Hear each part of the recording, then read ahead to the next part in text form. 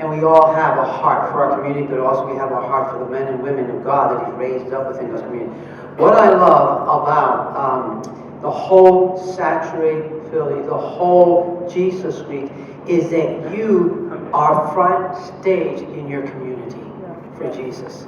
Because that's what it's all about, lifting up Jesus. And you are the front stage for Jesus in your community. You see, again, I have this little coin phrase, I keep calling it the Nehemiah effect. And the Nehemiah effect that everybody's invested in the city. You have a stake in the city because God has called you to the city. And as you each operate, celebrating and doing what God has called you in your community, and then we find that there may be a gaping hole where Nehemiah in chapter 3, as he says, hey you guys, build next to, and we got this change coming together, connecting. And then all of a sudden, he says, but on chapter 4, I got this trumpet. When I blow this trumpet, you come, because this is a point of reference where the enemy is crashing through. I want to share something with you. Everybody here knows about Kensington, right? But you also know, who knows about Kensington? The entire nation. But you also know, I've just come from traveling overseas. Guess what? The world knows about Kensington. We're talking about this area is the pandemic, is the epicenter of every kind of drugs, and now there's a new move where the tranquilizers for animals are being sipped into there, and you got to see the holes in the bodies of some of these people that are taking. It's eating away their flesh. It's almost like the whole area of what? When you think about which one of the diseases people's flesh is felt. Leprosy. That's right. Wow. So it's almost becoming that, where people's flesh are being eaten and taken away. So what I love again is you're celebrating. What I love again is God raised up a work for His glory of those who can say and said today, listen, we have these resources and we just want to empower the church. But July, here's the thing. We're going to be doing this every month. The first Thursday of every month, we're going to come here for two reasons. One is that we want to pray, and if we need to do a little orientation, we'll do that to keep everybody up to date, but also that you may be able to get your resources. Now, when you are going to order resources, it's important that you do it online. The reason is it gets registered, it gets put down, and then they'll have it ready for us.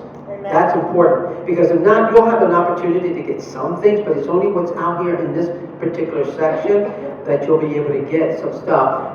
But if you want more, then you need to set that up through the channels. And you'll need to sign up for this too, so they have a record of it. Now I saw, Sister, you mentioned July the 15th, when this whole thing. There is a training here that's going to be taking place.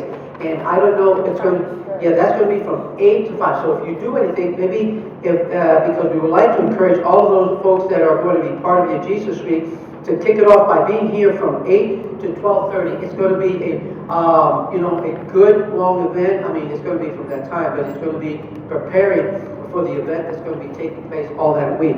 And so these dates, look at them. If you can get folks to show up to some of these main events, that's going to be critical, that's going to be important, and then release. So if you're going to do that on the 12th, on the 13th of July, see if you can say, hey, can we do this in the afternoon? You know what you want to do, if you still want to do it, because it's a whole day thing. Not Jesus' training piece, but the piece where you may say, we start at a certain time. But getting folks out here is going to be critical, because this is where you start connecting all the dots. This is where every first Thursday of the month, say, hey, we want to go to Pennsauken. Do you have a need? Invite those pastors to get on the website, register their ministry or what they want to do. Again, remember, they can do something one time that week, 2 times, but let's say they don't have any creative. I love what you're thinking, because this is what we do with pastors from Kensington Wind Ministry in the Kensington area. All of us get together and we all do one big thing all together in that area. But we also, being that it's the pandemic, we're inviting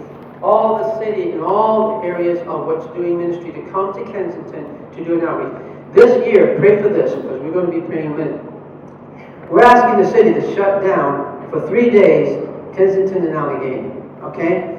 Now, so far they're giving us a hassle, but we have a group coming from Cincinnati, okay? Ohio. It's called Hope for America. We're calling it Hope for America, Philly, Jesus style in Kensington, okay? And the idea is to get the best of law enforcement, the best of the fire department, the best of the churches and that have to offer resources, the best of any drug and alcohol program that's there. And we're saying to them, we want you to come in one of those days. It actually will be 2 days because one day it takes a whole day to set up. And then the second 2 days are the days. And if you say, hey, we could make it this day, not the other day, but it's going to be almost like a 24-hour there. So we're talking about morning and evening.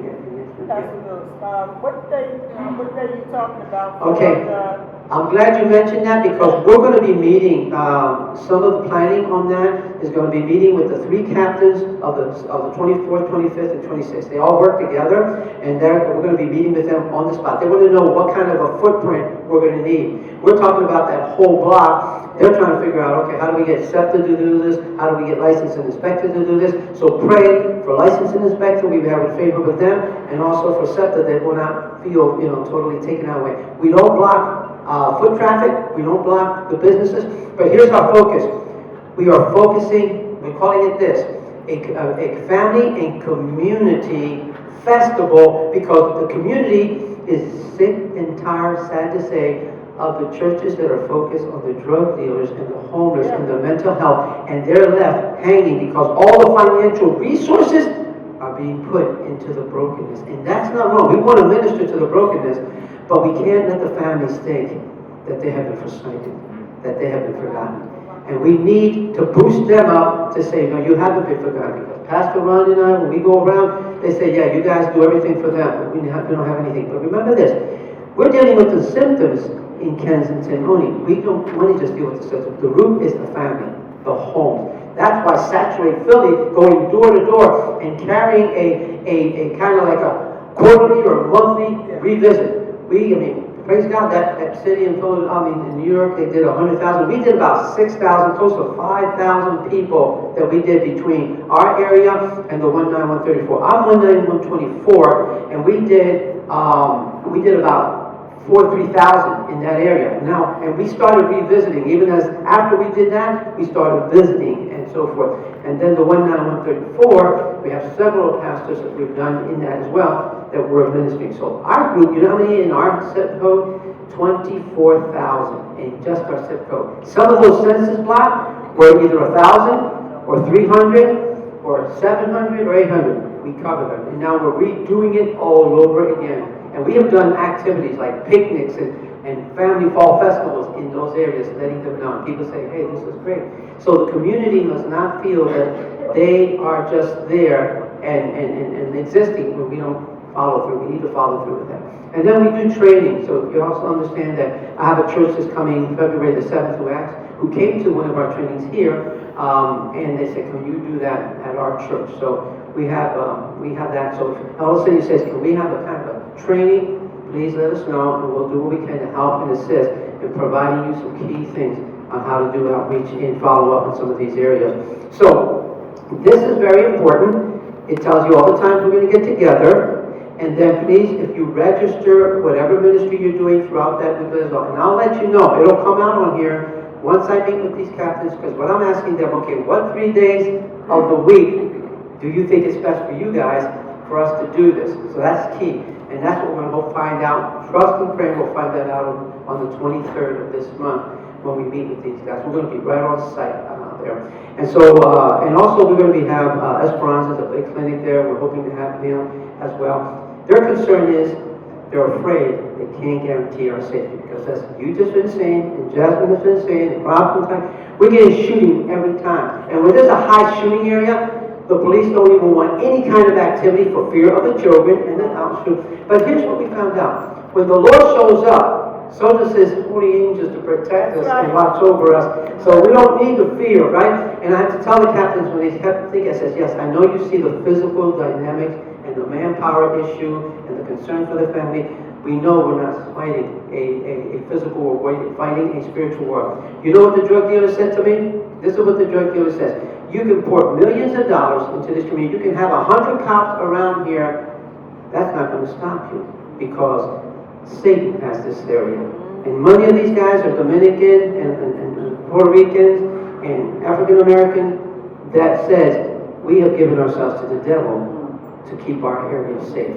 So you see, this is a spiritual dynamic that we need to realize, that they know that what's keeping them there and continually prospering there is a satanical ritual that they have given themselves. These guys wash themselves in blood. Believe me, I've had them. Tell me, they sacrifice animals and they wash in literally that blood of that animal to keep them doing what they're doing, right? And so we wouldn't really be able to address that through the Holy Spirit. And so we're just thankful. Anybody have any questions before I go? Yes. Now, do you have the electoral officials a part of that meeting with the captains? No, but we like to get together with them because they may have license and inspection connections. They may have. If you have any of those connections, let us know, because right now we're just dealing with the guys that are going to be actually on the ground to help with that. And that's the police department and so forth. But we want to still talk. I have a meeting this Saturday with Senator Street's secretary or aide to say, hey, how you can help us to secure this. We have everything we need in terms of all the, we have like, the stage that we want to put on in, that's why we need such a big footprint, is because the stage is about 60 to 30 feet. 60 to 30 feet, that's almost like the size of a... That's the stage. That's a stage that they have down in big old concerts and stuff like that. They're going to have two big, huge screens that are going to be on there too. And so they have worship team, but we're going to probably be about, I talked to one pastor, hey, can we have, because we do have also One City, One Love, which we do down at the Dell, and I don't know if anyone you've been involved with that, but Pastor Burchett, he's going to try to gather a big choir to come to be part of that community. So we're looking forward to that as well. So we're excited about that. So yeah, there's a lot of prayers in place, and we just need to pray for the resources, the finances, and everything else is us making ourselves available, basically. So that's going to be the epic Nehemiah effect, chapter 4, the trumpet blowing, for that particular time to see who all. But again, and I'm going to tell you right now, if for some reason you schedule something for your activity and you can't be there, no problem. We have no issue with that, because this is about God. This is not about us.